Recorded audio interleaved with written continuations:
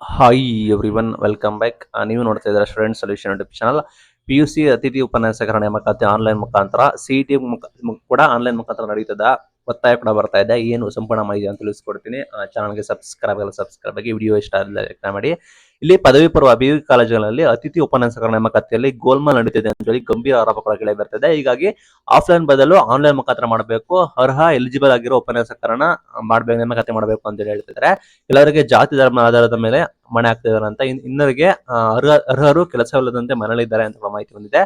ಈಗ PU ಕಾಲೇಜಲ್ಲಿ ಖಾಲಿ ಇರುವ 4689 ಉಪನ್ಯಾಸಕ ಹುದ್ದೆಗಳಿಗೆ ಭರ್ತಿ ಮಾಡಲು ಅನುಮತಿ ನೀಡಿದೆ. ಆಯ್ತಾ, 4689 ಉಪನ್ಯಾಸಕರಿಗೆ ಅನುಮತಿ ನೀಡಿದೆ PUC ಯಲ್ಲಿ. ಬಟ್ ವೃಂದ ಮತ್ತು ನೇಮಕಾತಿ ನಿಯಮಗಳ ಅನ್ವಯಕ, ಅಂದ್ರೆ ನೇಮಕಾತಿ ನಿಯಮದ ಅನ್ವಯದಲ್ಲಿ ನೀವು ನೇಮಕಾತಿ ಮಾಡಬೇಕು. ಒಬ್ಬರಿಂದ ಹೆಚ್ಚಿನ ಮಂದಿ ಅರ್ಹರಿದ್ದಲ್ಲಿ ಕೂಡ ಸ್ನಾತಕೋತ್ತರ ಪದವಿಯಲ್ಲಿ ಹೆಚ್ಚು ಅಂಕ ಪಡೆದವರನ್ನು ಪರಿಗಣಿಸಬೇಕು. ಅಂದ್ರೆ ಇಬ್ರು ಎಲಿಜಿಬಲ್ ಇದ್ದಾರೆ ಆದ್ರೆ ಯಾರು PG ಯಲ್ಲಿ ಹೆಚ್ಚು ಅಂಕಗಳನ್ನು ತೆಗೆದಿದ್ದಾರೆ ಅವ್ರನ್ನ ಕನ್ಸಿಡರ್ ಕೂಡ ಮಾಡಬೇಕು.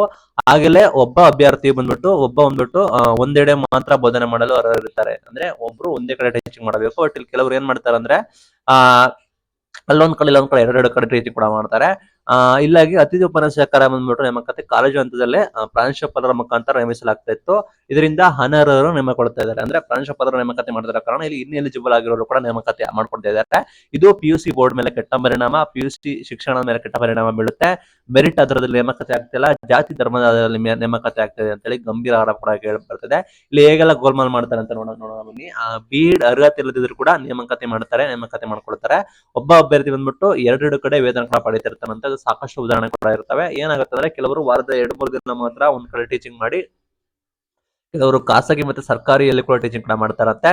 ಮತ್ತೆ ಕೆಲವರು ರಾಜಕೀಯ ಪ್ರಭಾವ ಬೆಳೆಸಿ ನೇಮಕಾತಿ ಆಗಿರೋ ಕಾರಣ ಪ್ರಾಂಶುಪಾಲರಿಗೆ ಹಿಡಿತಾ ಇರೋದಿಲ್ಲ, ಅದರ ಬದಲು ಪ್ರಾಂಶುಪಾಲರಿಗೆ ಬೆದರಿಕೆ ಆಗ್ತಾರಂತೆ. ಹೀಗಾಗಿ ಕೆಲವರು 16 ವರ್ಷಗಳಿಂದ ಒಂದೇ ಕಾಲೇಜಿನಲ್ಲಿ ಇದ್ದು ಕಾಲೇಜು ತಮ್ಮ ಸ್ವಂತ ಆಸ್ತಿ ತರ ಮಾಡ್ಕೊಂಡಿದ್ದಾರೆ ಅಂತ ಹೇಳಿ ಆರೋಪಗಳ ಮಾಡ್ತಿದಾರಂತೆ. ಅಭ್ಯರ್ಥಿಗಳ ಆಗ್ರಹ ಏನಂತ ನೋಡೋದಾದ್ರೆ ನಿಮಗೆ ಮೇನ್ ಥಿಂಗ್, ಪದವಿ ಕಾಲೇಜು ಮತ್ತು ಸಮಾಜ ಕಲ್ಯಾಣ ಇಲಾಖೆಯಲ್ಲಿ ಆನ್ಲೈನ್ ಮುಖಾಂತರ ಅರ್ಜಿ ಆಹ್ವಾನಿಸಿ ಜಿಲ್ಲಾ ಹಂತದಲ್ಲಿ ಕೌನ್ಸಿಲಿಂಗ್ ನಡೆಸಿ ಮೆರಿಟ್ ಆಧಾರದಲ್ಲಿ ನಿಮಗೆ ಆಯ್ಕೆ ಮಾಡಬೇಕು ಅಂತ ಹೇಳಿ ಮಾಹಿತಿ ಕೊಟ್ಟಿದ್ದಾರೆ. ಇಲ್ಲಿ ಬಂದ್ಬಿಟ್ಟು ಪ್ರತಿ ವರ್ಷ ನೀವು ಆನ್ಲೈನ್ ಮುಖಾಂತರ ನೇಮಕಾತಿ ಕೂಡ ಮಾಡಿದ್ರೆ ಎಲಿಜಿಬಲ್ ಆಗಿರೋ ಅತಿಥಿ ಉಪನ್ಯಾಸಕರ ನೇಮಕಾತಿ ಮಾಡ್ಕೋಬಹುದು, ನಿಮಗೆ ಅನುಕೂಲ ಆಗುತ್ತೆ ಅಂತ ಕೂಡ ಹೇಳಿದ್ದಾರೆ.